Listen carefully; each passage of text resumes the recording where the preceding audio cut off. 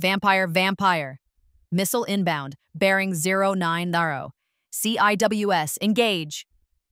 The voice in my headset was calm, but the word itself was pure poison. Vampire. A hostile anti-ship missile. My voice, Lieutenant Maya Hex Sorensen, was just as steady. I was the tactical action officer on the USS James Madison.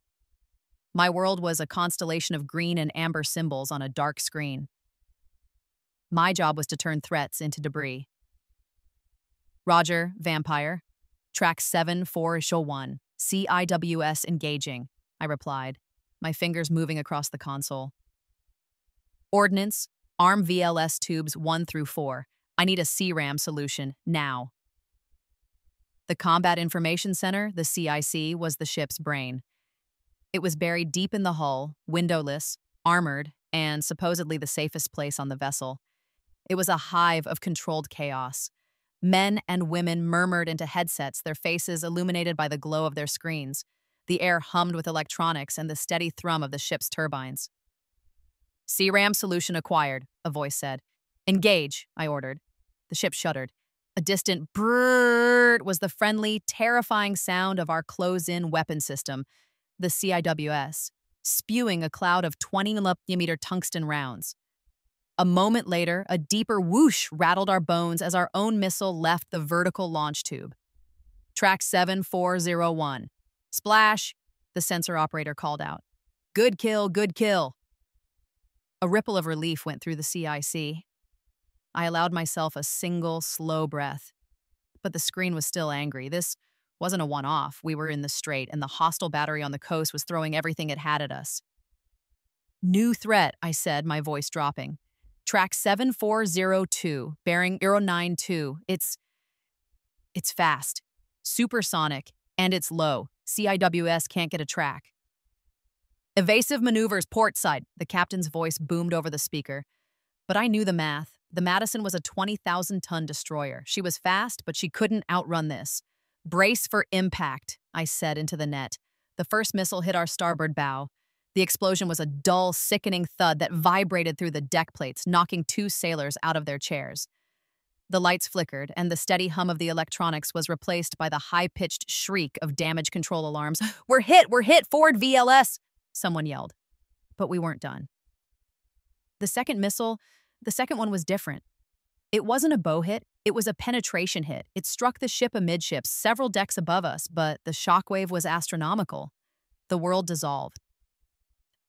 A sound I had never heard, the scream of metal failing under pressure, tore through the CIC. The bulkhead behind me, the one that supposedly protected us from the rest of the ship, ruptured. It shouldn't be possible. A white-hot piece of shrapnel the size of a fire extinguisher blasted through the steel and slammed into the console to my left, vaporizing it. The lights died at it, replaced by the emergency red battle lanterns, the air filled with acrid smoke and the smell of ozone. Evacuate! Evacuate the CIC! The captain's voice roared, choked with smoke. I was uninjured. My console was dead, my job gone. I grabbed the flashlight from my vest and spun around, my training screaming at me to get to the emergency hatch. Save the operator. That's when I saw him, Chaplain Michael Reeves. What in God's name was a chaplain doing in the CIC during an active engagement? He'd been making rounds, boosting morale.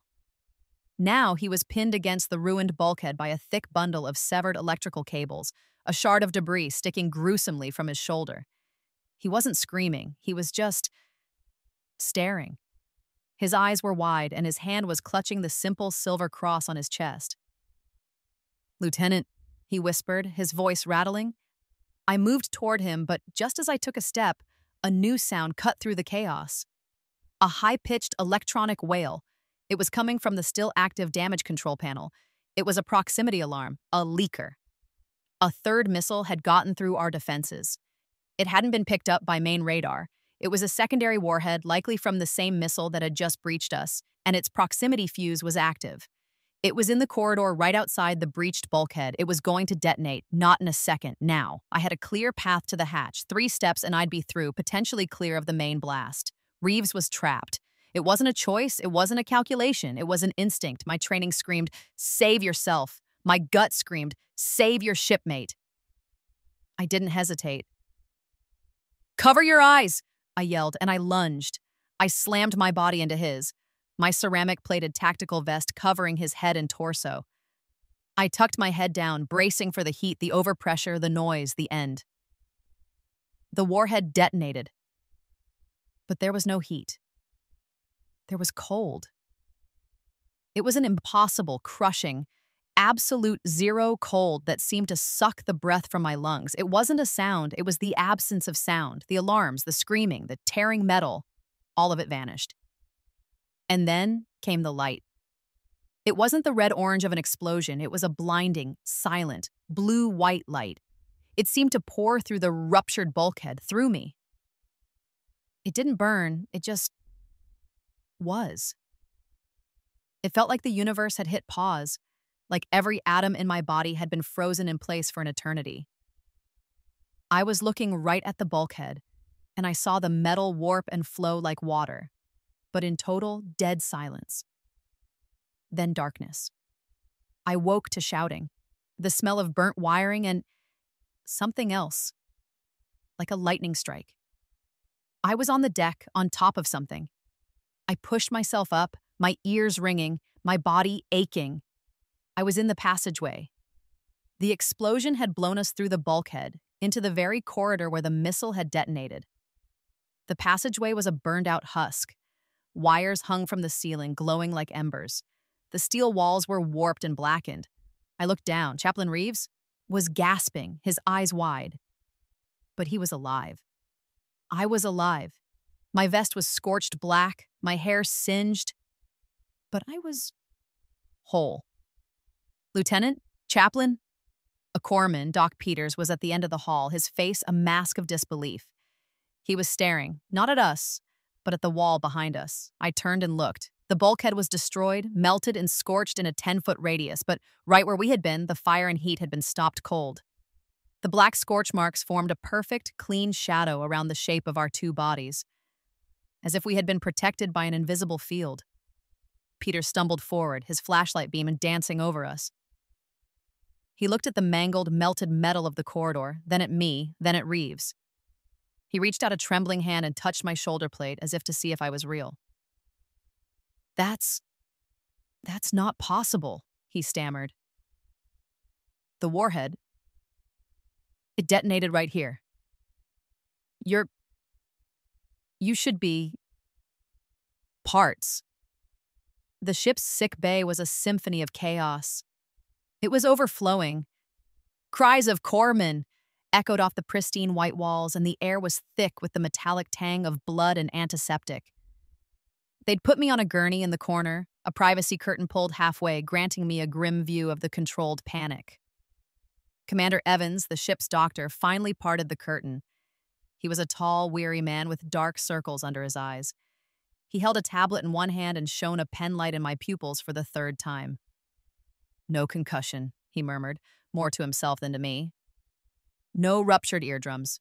You have minor blast burns on your forearms and face. Your tactical vest is, well, it's a write-off, but you are fine." "What about Chaplain Reeves, sir?" I asked. My voice was hoarse. "He has a moderate concussion and a dislocated shoulder. The shrapnel that was pinning him, it's gone. We can't find it. It wasn't in the wound. It just vanished." He finally looked me in the eye and his professional mask slipped. He looked baffled, frustrated. "Lieutenant, you were at ground zero of a missile warhead detonation. In a contained steel corridor, the overpressure alone should have turned your insides to jelly. The heat should have... Well, you get the picture. So I'm going to ask you again, what did you see?" I gave my report. I was a tactical officer. I dealt in data. "Sir, I shielded the chaplain. The warhead detonated. I saw a bright blue-white light and felt a sensation of extreme cold." Evans stopped writing. He stared at me. "Cold?" "Yes, sir, extreme cold." He let out a short, frustrated sigh. "Lieutenant, let me be very clear. Explosions are hot. We're talking thousands of degrees. What you experienced was a temporary, blast-induced hypoxia. It starves the brain of oxygen. You hallucinated. Sir, with all due respect, I was conscious until the event. So was the chaplain. The bulkhead is anomalous data, he cut me off, his voice suddenly sharp. I'm a doctor, Sorensen, not a physicist. Your body brain took a massive shock. I'm confining you to the sick bay for psychological observation. You are not to speak with anyone about what you think you saw. I need to speak to Reeves, I insisted. He was there. He can corroborate. Chaplain Reeves is sedated, Evans said flatly, pulling the curtain closed. For his concussion, you'll stay here. I was a prisoner. I lay on the gurney, listening to the muffled sounds of the sick bay, the anger coiling in my gut. They were separating us. That was the first move. Isolate the witnesses, discredit the data. I spent 12 hours in that curtained-off corner. A Marine guard was posted outside. My requests to see my crew, to see the captain, were all denied. I was no longer a hero, I was a problem. The next morning, the guard snapped to attention. The curtain was ripped aside, not by a doctor, but by Rear Admiral Kent. He was not a Madison crewman. He was a fleet-level political operator flown in from Naples. He was all sharp angles and cold gray eyes. He didn't offer a greeting. Get dressed, Lieutenant, he ordered. You're coming with me. He didn't take me to the damaged CIC. He didn't take me to the captain's cabin for a debrief. He had me escorted by 2 armed Marines to a small, windowless briefing room. He sat opposite me, opened a thin folder, and stared at me as if I were a particularly disgusting insect. You're a hero, Lieutenant, he said. The words sounded like an insult. You saved the chaplain's life. The Navy appreciates your unconventional actions. I did my duty, sir. No, Lieutenant, he snapped, his voice dropping. You did not do your duty. Your duty was to evacuate the CIC, but that's not the problem. The problem is your story. He leaned forward, his face a mask of cold fury. The crew is talking. Doc Peters, the corpsman, can't keep his mouth shut. They're using words like miracle. They're saying you glowed. This is a guided missile destroyer, Sorensen, not a damned church. This story of yours is compromising discipline and good order. I kept my voice level the way I would in the CIC. Admiral, I only reported what I observed. The light, the cold, the outline on the bulkhead. Chaplain Reeves says, Chaplain Reeves is on his way to Landstuhl for advanced psychiatric evaluation, Kent interrupted. And you are going to listen.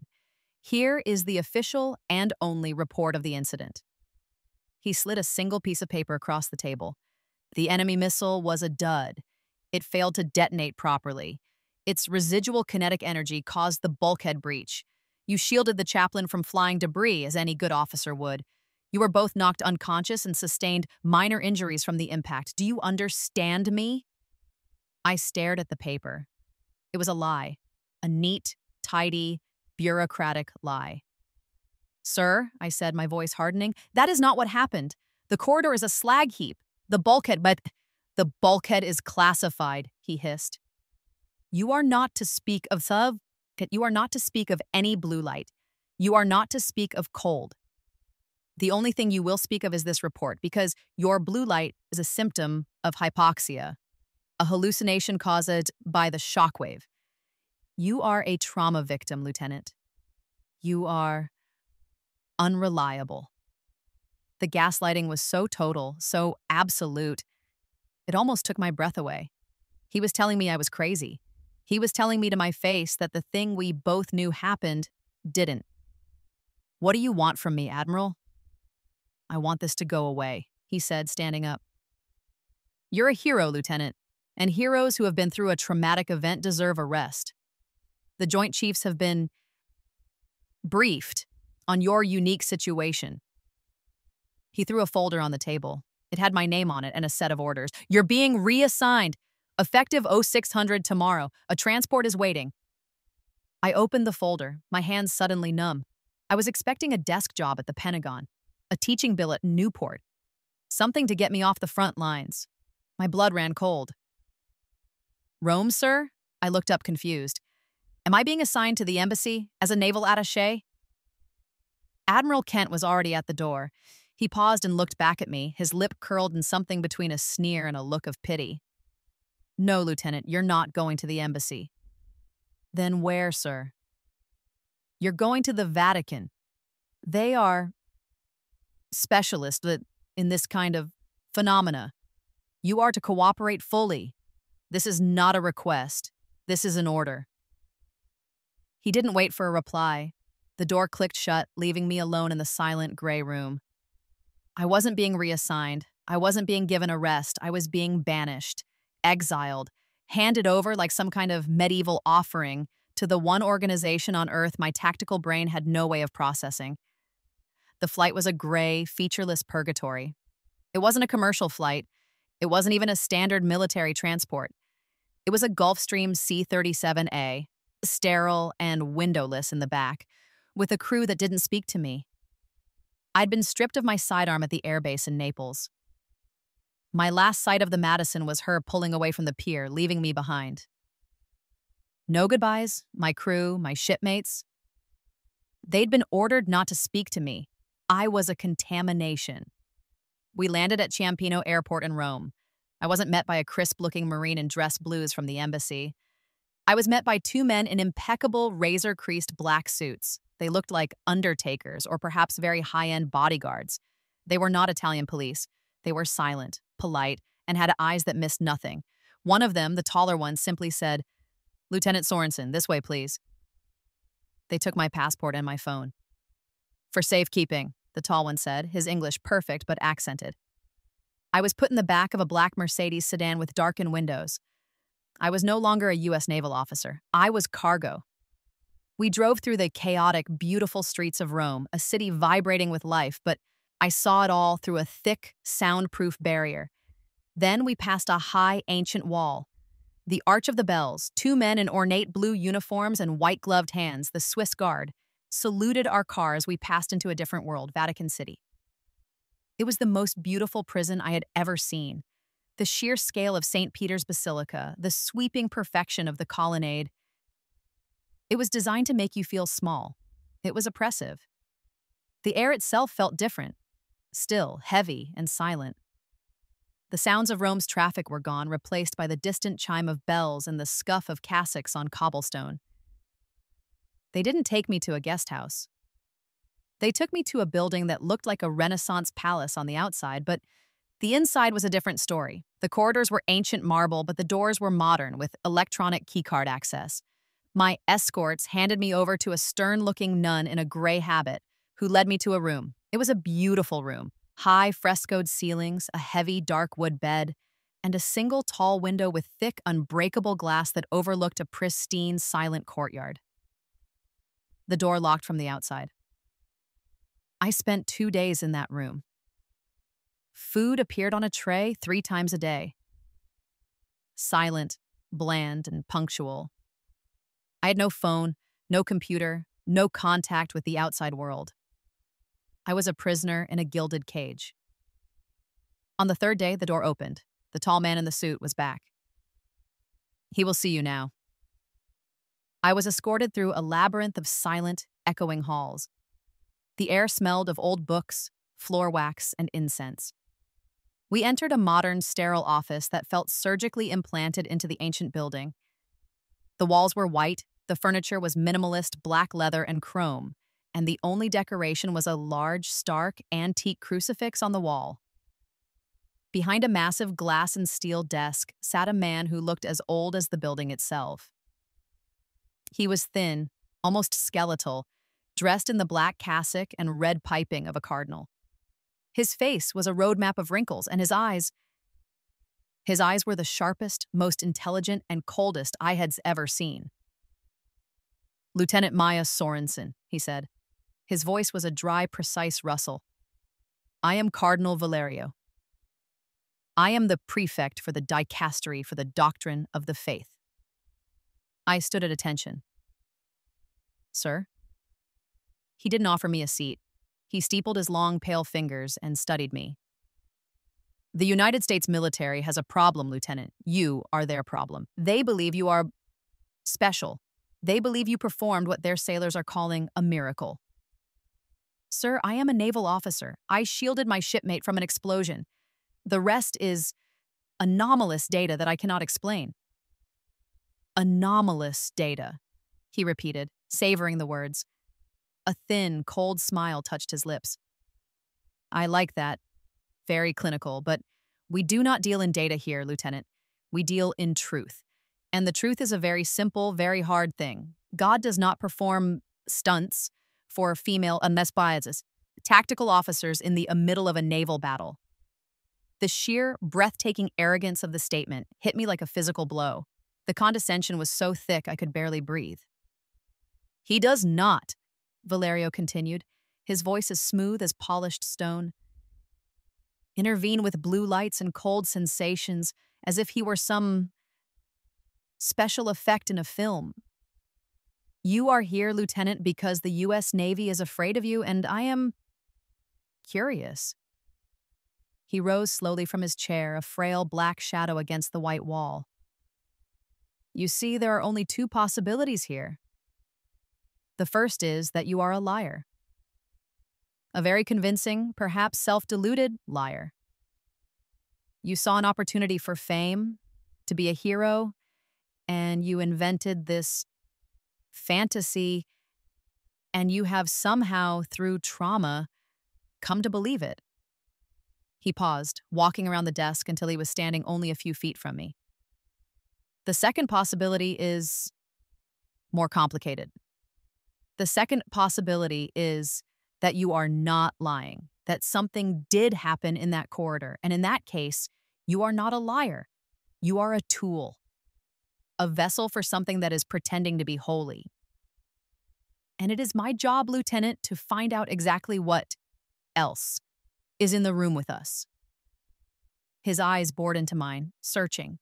I wasn't a soldier to him.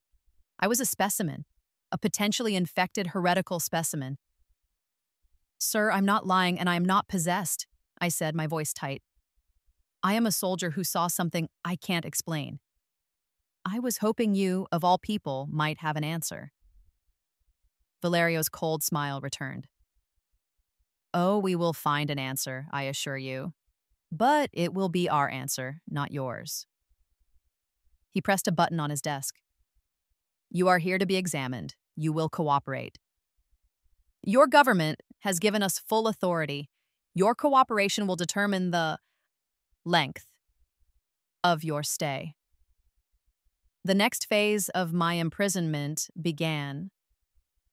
It was no longer just isolation. It was inquisition. The next day, I was introduced to Dr. Alessi. He was a stark contrast to Valerio. He was young, handsome in a bland European way, and wore expensive, fashionable suits. He was a psychiatrist affiliated with the Holy See. His office was soft, with comfortable chairs, warm lighting, and no religious iconography. He was the good cop, and he was, by far, the more dangerous of the two. Please, Maya, sit, he said, smiling warmly. Can I call you Maya? This is not a formal anything. This is just a conversation. We are just trying to understand what you've been through. For the next week, I spent 4 hours a day with Dr. Alessi. His technique was a masterpiece of psychological rage bait. It was all soft-spoken, circular, and designed to make me doubt my own sanity. Are you prone to delusions, Maya? Have you ever seen things before? Under stress? No, doctor. But this was extreme stress. The most extreme. Is it not possible your mind, in a desire to protect itself, simply invented a more palatable narrative? A cold light is certainly more poetic than the reality of a high-explosive warhead, no? It's what I saw? Yes, but why do you think you saw it? Did you feel a desire for attention? A need to be special? Many people in high-stress jobs develop a martyr complex. They want to be the one who suffers, the one who performs the miracle. I wanted to save my shipmate's life, Doctor. I'm a tactical officer. I act. Yes. He would lean back, tapping his pen on his notepad. The tactical officer, so precise, so logical. Is it not arrogant? to assume that your perception of reality is the correct one. All the laws of physics, of medicine, of theology say you should be dead. But you are not, so you must choose. Either all of known science is wrong, or you are. Day after day, the same questions, repackaged. Every denial was twisted. No, I'm not arrogant. So you are saying you are special, that you were chosen, that you are a saint? No, I'm saying I'm a soldier. A soldier who defies the laws of physics? A soldier who sees visions? Tell me about your childhood. Were you a religious child, Maya? Did you want to see angels? I'm not religious, doctor. This, I learned, was the part that truly baffled them. I was an atheist. I had no religious framework for what had happened. I wasn't claiming God had saved me. I was just claiming something had. This frustrated Alessi and, as I later learned, infuriated Valerio. A miracle for an unbeliever was a theological mess. My entire identity was being dismantled, piece by piece, by a polite man with a gentle smile. I was trapped. Every word I said was fed back into their narrative. I was either a liar, delusional, or a heretic, and there was no one in the world who could help me. The one card I had left to play was Reeves. He was the only other data point. I've told you everything I know, I said to Alisi, my patience worn thin as sandpaper. You're not getting any new data from me. If you want to corroborate my report, you have to let me speak to Chaplain Reeves. Ah, yes, the chaplain, Alessi said, steepling his fingers. He is, as you Americans say, a tough nut to crack. What does that mean? Where is he? He is here in Rome. Not in the Vatican proper, of course. He is confused. He is a man of God, and what he thinks he saw is deeply troubling to his faith. He is on a spiritual retreat at a quiet monastery outside the city. He is speaking with spiritual advisors to clarify his thoughts. A cold dread settled in my stomach. You're re-educating him. Alessi chuckled, a dry, unpleasant sound. We are counseling him, Maya.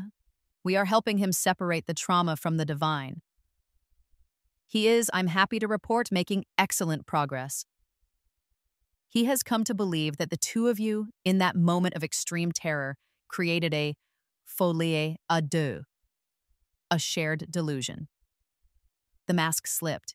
This wasn't counseling. This was a systematic breaking down. They had him.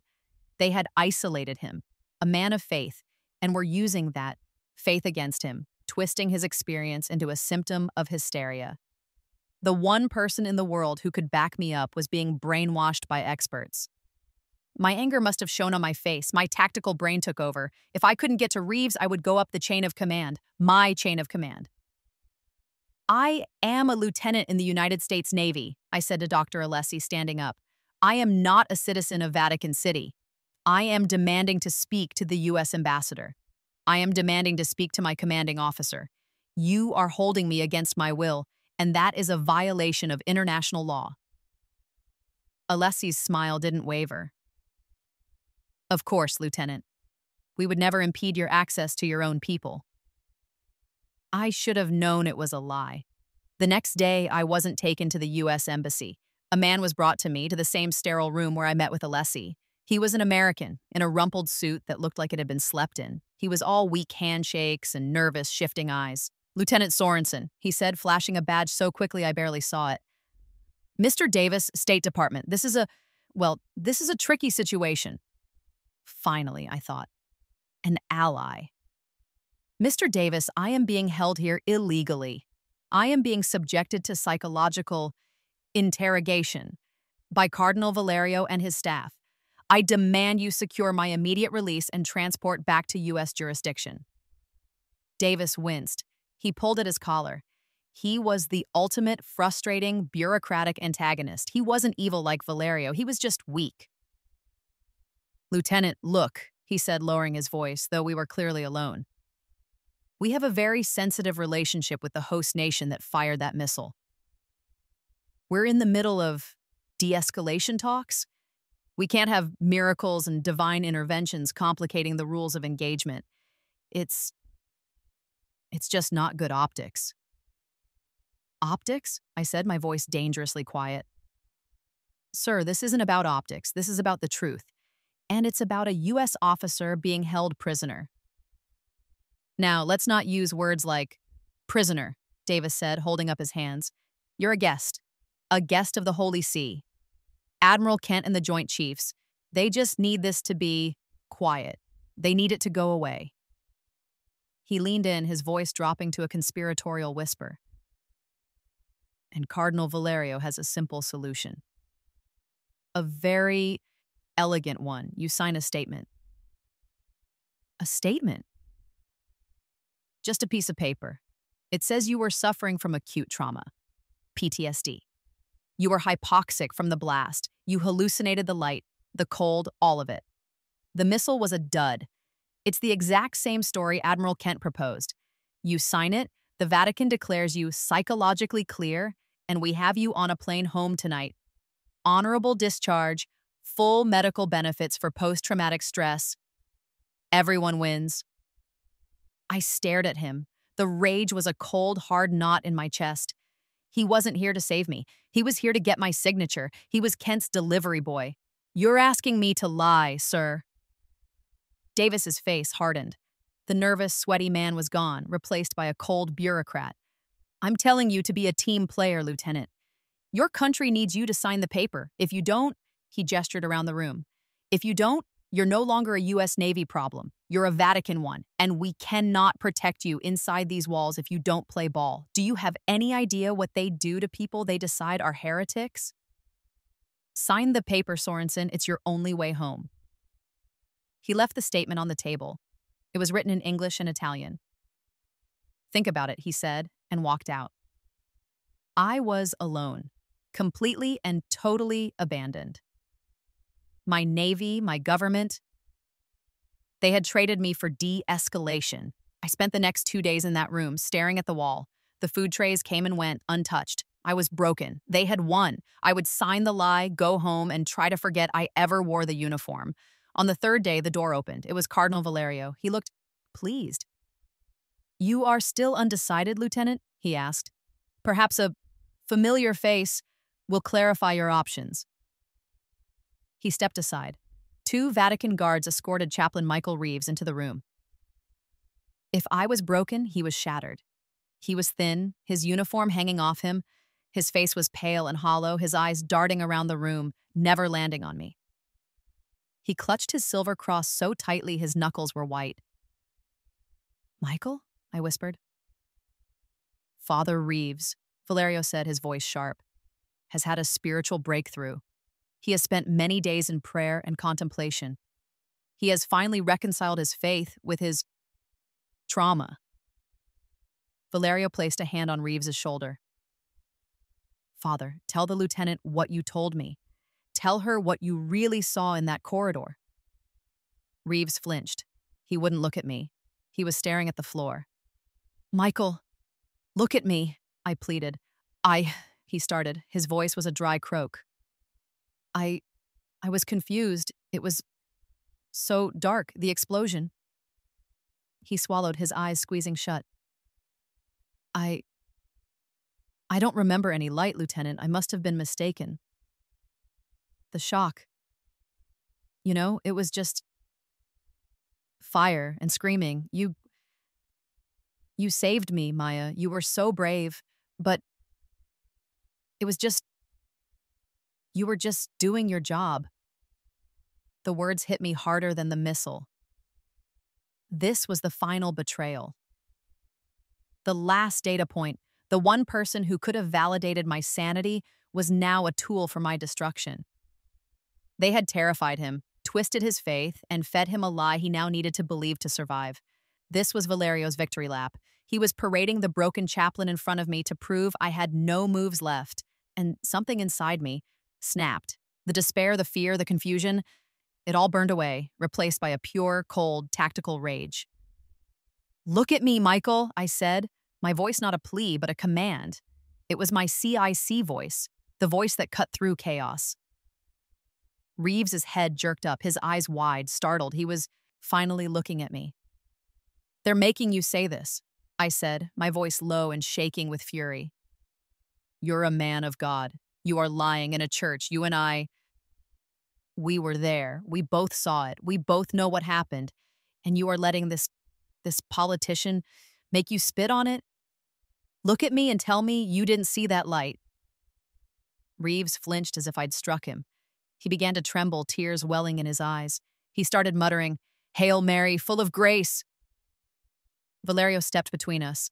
His face was a mask of cold triumph. "As you see, the witness recants. He has found his truth, Lieutenant. And you are alone in your delusion." He gestured to the guards. "Take the father back to the monastery. He needs his rest." They dragged the weeping, praying chaplain out of the room. Valerio turned to me, his smile thin and cruel. "Your move, Lieutenant." The next day, I was summoned. Not to the soft prison of Elise's office, but to a different room. This one was ancient. A high vaulted ceiling, dark tapestries on the walls, and a single massive oak table that looked centuries old. This was a room for judgments. Cardinal Valerio sat at the head of the table. He was not alone. Dr. Alessi was there, looking clinical and detached, and two other priests in red-trimmed cassocks, men I didn't know, sat like stone gargoyles, their faces impassive. Valerio gestured to the chair opposite him. I sat. The wood was cold and hard against my back. "Lieutenant Sorensen," Valerio began, his voice echoing slightly in the cavernous room. "We have concluded our examination. Dr. Alessi has finalized his report." Alessi spoke, his voice devoid of its usual false warmth. "The patient, Maya Sorensen, presents with a severe martyr complex, complicated by extreme post-traumatic stress. She is clinging to a complex, shared delusion, a folie à deux, which she co-created with Chaplain Reeves. While the chaplain has responded positively to spiritual and psychological counseling, the patient remains resistant. She has built her delusion into her core identity. She is, in my professional opinion, fundamentally unreliable and a danger to her own perception of reality."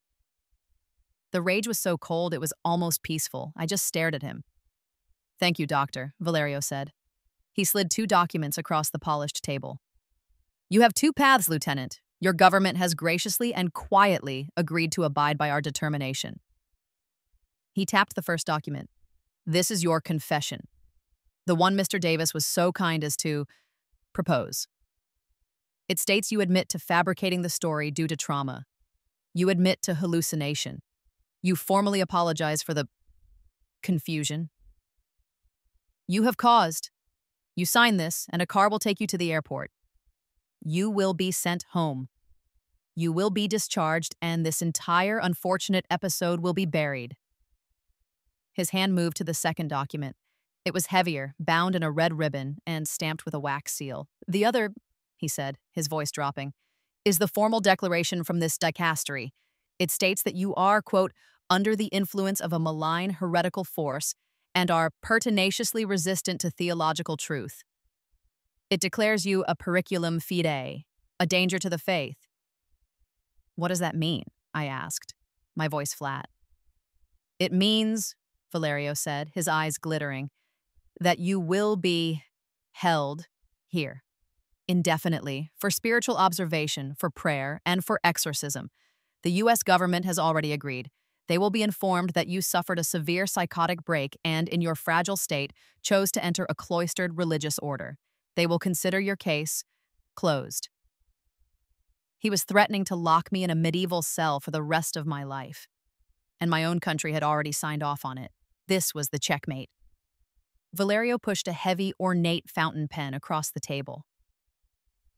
"It is your choice, Lieutenant. A lie that sets you free, or a truth that buries you forever. Choose." The silence in the room was absolute.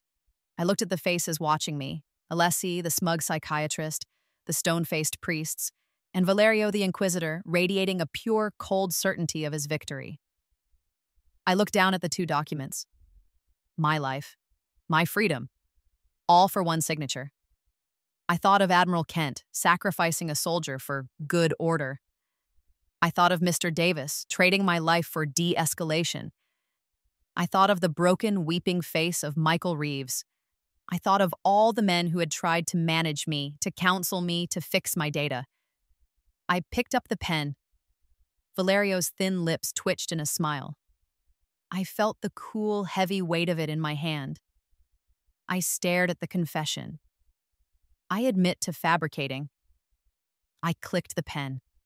A sharp, decisive, tactical sound. Then I set it down very gently next to the paper. No. Valerio's smile vanished.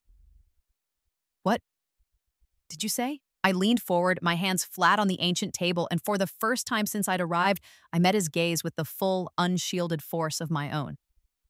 I said no. I spoke, and my voice wasn't the voice of a victim. It was the voice of the tactical action officer of the USS James Madison. I am Lieutenant Maya Sorensen, United States Navy. I am not a liar. I am not delusional, and I am not a heretic. I did not ask for what happened. I do not understand what happened, but I will not sign a lie for you. I pointed a finger at him. I will not lie for Admiral Kent. I will not lie for the State Department, and I will not lie to make your ancient, arrogant, and frightened organization feel comfortable.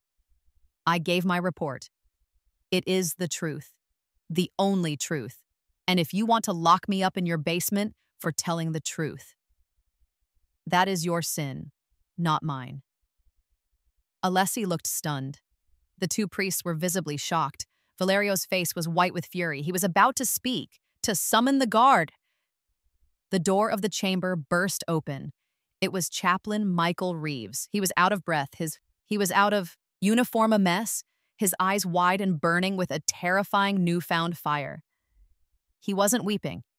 He wasn't praying. He was furious. He stormed into the room, shoving past a Swiss guard who tried to stop him. "She's right," he shouted, pointing at me. "She is right." Valerio shot to his feet. "Father, you are not permitted here." "I don't care," Reeves yelled, striding to the table. He clutched his cross not as a shield, but as a weapon. "I was afraid. I was a coward. You used my faith against me. You twisted my mind. You broke me." He turned to Valerio, his voice shaking with a righteous fury that dwarfed the cardinal's. "But she is right. I saw it. I saw the light. It was real. It was cold, and it was blue, and it saved us. God forgive me, Cardinal. I saw it. And I will not be a coward for you any longer." Valerio was speechless. His entire plan, his entire system, had just been broken by the one thing he couldn't account for: a simple, terrifying act of courage. The political deal was shattered. It was one thing to disappear a single delusional officer. It was quite another when two active-duty U.S. personnel, including a military chaplain, were loudly, publicly, and angrily declaring a miraculous event inside the Vatican. It was no longer a problem Kent could hide or Valerio could bury. It was an international incident. The fallout was quiet. There was no parade. There was no public vindication. Valerio, Kent, Davis, they all kept their jobs. The institutions that had tried to crush us remained, as always, in power, but they had to let us go. 2 weeks later, Michael Reeves and I were flown back to the United States. We were both honorably discharged under a classified medical separation, unfit for duty. We were given our papers, a gag order, and a stern warning not to speak about classified operational details. We were free. Months later, I was sitting in a small, bright diner in Annapolis, a place I used to go when I was a midshipman. The coffee was hot and bitter. The bell over the door chimed, and Michael Reeves walked in. He was in civilian clothes, a simple flannel shirt and jeans. He looked lighter. The hollow look was gone from his eyes. He slid into the booth opposite me and ordered a coffee. We sat in silence for a moment, the diner noise a comfortable, normal sound after the oppressive quiet of the Vatican. "So," I said, swirling my spoon in my cup. "What now, Chaplain?" He smiled, a real, genuine smile. I don't know, Maya, but I think he took a sip of his coffee. I think I'll just tell the truth to anyone who will listen. I looked out the window at the normal street, the normal people. The rage at the injustice was still there. It would always be there. But sitting across from him, I realized the inspiration wasn't in the blue light. It wasn't in the miracle. The inspiration was this: two people, stripped of everything, abandoned by everyone, who had chosen to tell the truth, even when a lie would have set them free. I picked up my coffee. Me too, Michael, I said. Me too.